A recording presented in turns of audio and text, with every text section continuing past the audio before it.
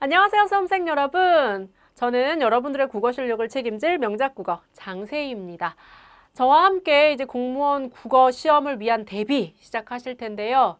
어떠세요? 지금까지 열심히 공부를 해오신 분도 있을 거고 또 이제 공부를 시작한다라는 분들도 있을 겁니다. 하지만 어떤 분들이든 지금 기대하고 있는 것이 있으시겠죠? 자, 중요한 것은 합격이고 그리고 중요한 것은 여러분들의 꿈을 이루는 겁니다. 그래서 제가 여러분들의 그 합격을 위한 꿈, 그것을 이루는데 조금이라도 도움이 되고자 이렇게 이 자리에 섰거든요. 자, 그러면 공무원 국어 어떻게 대비해야 되는지 잠시 이야기를 해보겠습니다. 자, 국어의 출제 경향을 보면 우리가 어떻게 공부해야 되는지가 보입니다.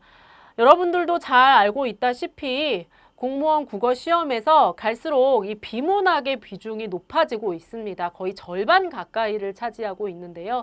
지문의 길이도 길어지기 때문에 그에 대한 철저한 대비가 필요합니다. 그런데 어떻게 대비를 할 것인가?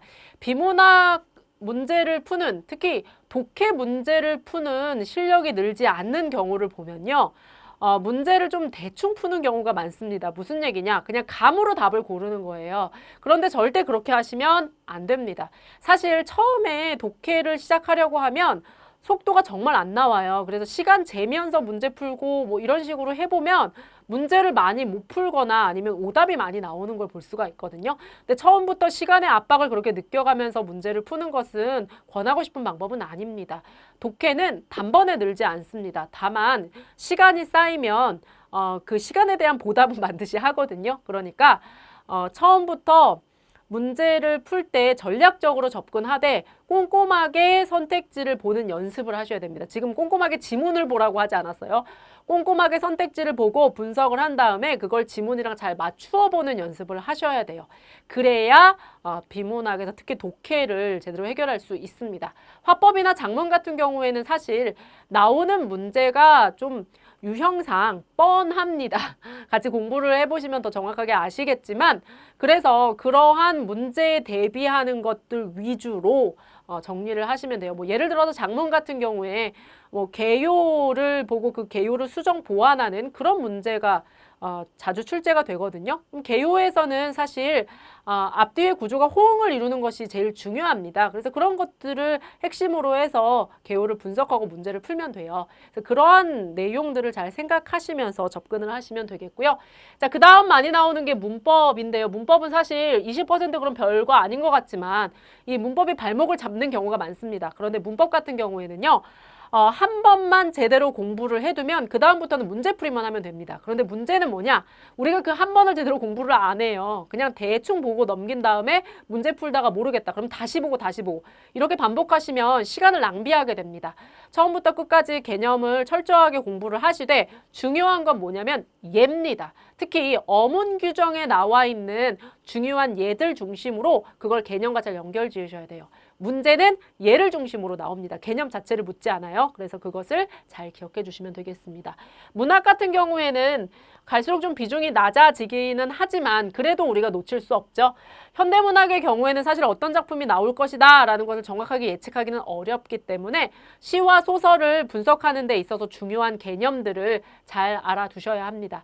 뭐 예를 들어서 시에서는 화자, 소설에서는 서술자가 중요하잖아요. 그래서 그것을 중심으로 화자의 정서라든가 서술자의 태도, 시점 이런 것들을 정리를 한다거나 아니면 뭐 인물의 성격에 대해서 정리한다거나 화자의 정서뿐만 아니라 뭐 표현 전략 같은 것들을 함께 정리한다거나 이런 식으로 접근을 하셔야 되는데 이것도 공부를 하다 보면 문제 유형이 나옵니다. 그래서 그와 관련해서 작품을 분석하는 방법을 알아두시는 것이 중요합니다. 물론 주요 작품들을 많이 알고 있는 것도 좋겠지만 우리가 작품들을 다 할 수는 없기 때문에 그런 것들을 유념해 두셔야겠고요. 고전 문학 같은 경우는 작품 자체를 알아두시는 것이 좋습니다.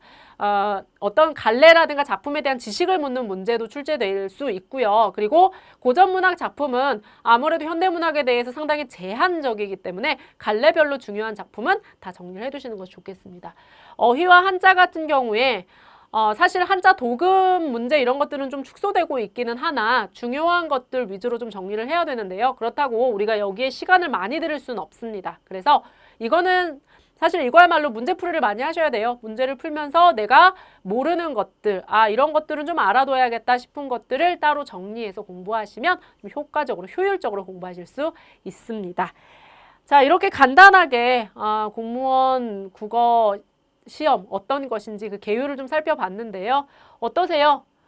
좀 알 듯 모를 듯 하다는 분들도 있을 거예요. 그런데 저랑 앞으로 공부하면서 한 걸음을 떼시면 그 다음부터는 새로운 세상이 열릴 겁니다. 자, 여러분의 꿈을 응원하면서 저와 함께 첫 걸음 떼보시겠어요?